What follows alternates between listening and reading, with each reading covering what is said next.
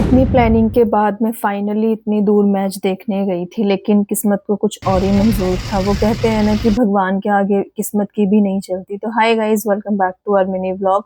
मेरा नाम चांदनी है। मैं सुबह-सुबह इतने फ्रेश माइंड के साथ गई थी, इतनी ज़्यादा एक्साइटेड थी कि आज मैं मैच एन्जॉय करूँगी, लेकिन हम जैसा सोचे और वैसा हो जाए वो तो इम्पॉसिबल ही है। मुझे लगता नहीं कि किसी का कभी सोचा हुआ पूरा होता है, मतलब मेरा तो कभी ऐसा हुआ ही नहीं कि मैंने जो सोचा हो वो फाइनली पूरा हो जाए।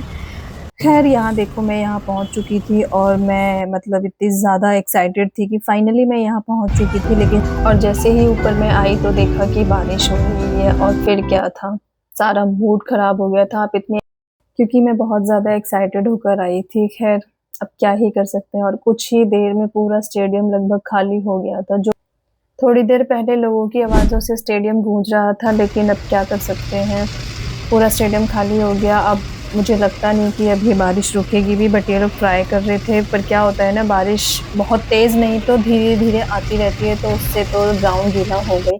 ख़ैर यहाँ पे अब हम आ गए थे, क्योंकि मुझे ये समझ आ गया था कि स्टेडियम में बैठने का कोई फ़ायदा नहीं है, और